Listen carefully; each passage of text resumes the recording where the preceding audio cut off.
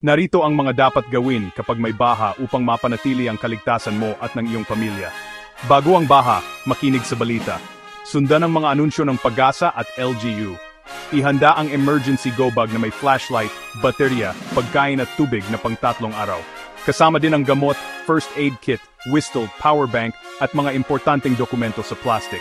Itaas ang mga gamit. Ilagay sa mataas na lugar ang mga appliances at mahahalagang dokumento. Ihanda ang evacuation plan.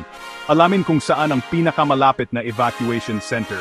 Kapag nagsisimula ng tumaas ang tubig, patayin na ang main switch para sa kaligtasan. Habang bumabaha, huwag nang lumusong sa baha, lalo na kung malakas ang agos o may kasamang kuryente. Kung kailangang lumikas, gawin ito agad. Huwag maghintay na lumalim pa ang tubig. Gumamit ng flashlight, hindi kandila para maiwasan ang sunog. Panatilihing tuyo ang mga dokumento. Makipag-ugnayan sa mga awtoridad kung may na-stranded o nangangailangan ng tulong. Pagkatapos ng baha, huwag muna bumalik sa bahay kung delikado pa. Maghintay ng go signal.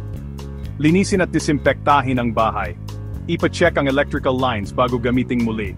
Magpatingin sa doktor kung nagkaroon ng sugat o sintomas ng leptospirosis. Alamin kung may relief operations o tulong mula sa barangay o LGU. Pamilya mo, ligtas palagi.